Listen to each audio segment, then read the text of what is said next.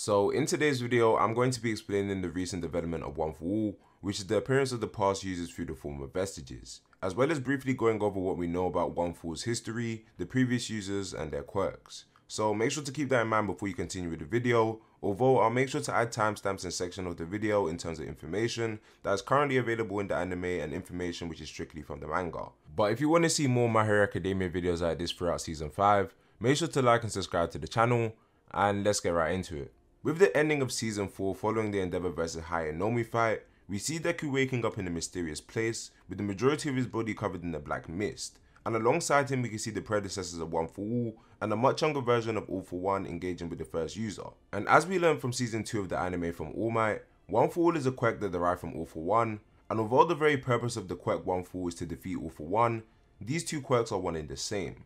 So Deku in season 5 is now seeing the past events of One For All in the Vestige World play out, but how did he reach this point of seeing these vestiges? Well, as we know, One For All was created when All For One forced a stockpiling quirk onto his younger brother. Unaware of the fact that it's thought to be Quirk's younger brother actually had a useless quirk to pass on power, All For One's act of trying to force his brother to submit to his will by giving him a quirk backfired, as the power to pass on power and the stockpiling quirk were merged together, creating what we know today as One For All. Since One For All's origin, the power has been passed down from user to user for the sake of defeating All For One, and now it's reached Deku, the 9th holder of One For All. And in My Hero Academia there's a theory called the quirk singularity theory, which in simple terms is the belief that with the evolution and mixing of quirks, society will reach a point in the future that quirks will become uncontrollable and thus unsustainable. And we briefly touched upon this topic in season 4 of the anime when we saw the next generation of heroes with the school kids and their very complex quirks. Now in relation to One For All, due to its stockpiling nature, the quirk gets much stronger with every passing.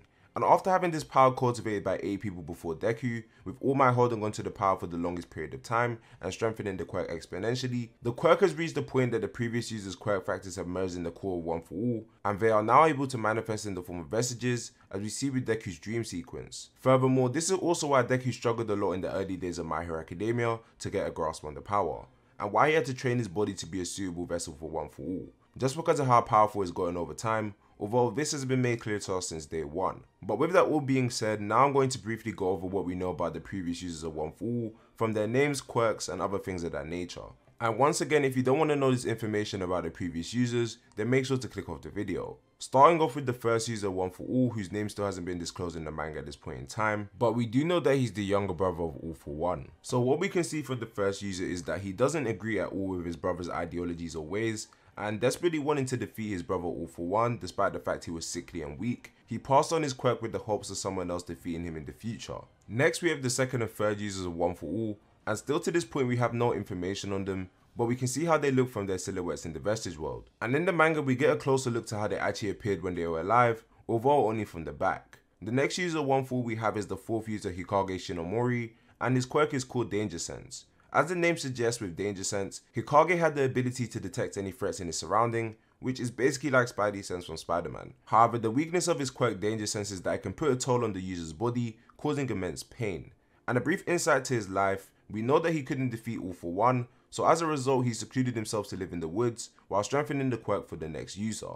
And the next user of One For All we have after this is the fifth user Daigoro Banjo, aka Lariat, which is his hero name. And his quirk is actually called Black Whip. With Black Whip he has the ability to create black tendrils of energy, which have a variety of uses. He can use Black Whip to detain enemies, scale buildings, just pretty much anything you can really do with a whip of that nature. So overall it's a very useful quirk. Furthermore, in regards to Black Whip, it is said by Daigoro that the power can go out of control if he isn't in check with his emotions, which can be a weakness depending on the situation. The next user of One For All we have after Daigoro Banjo is the sixth user N, and besides from his name and his appearance, nothing much is known about him besides the fact that he was actually a pro hero when he was still alive. We then had the seventh user of One For All, Nana Shimura, and Nana's quirk is actually called Float, which as the name suggests gives her the ability to float in the air. We know Nana was the master of All Might and the grandmother of Shigaraki Tomura, and that she was killed by All For One when All Might was still in school. And after Nana we have the 8th and 9th users of One For All, Toshino Yagi aka All Might and Izuku Midoriya,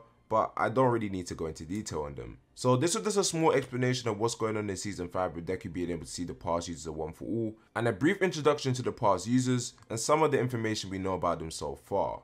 And I didn't want to spoil every single detail, so I only mentioned certain things. But with that being said, we have come to the end of the video, so if you want to see more videos like this from My Hero Academia season 5, make sure to smash that like button and subscribe to the channel. Also, make sure to join the Discord server down below if you want to talk My Hero Academia or just anime, manga in general. But yeah, I'll see you guys in the next one. Peace.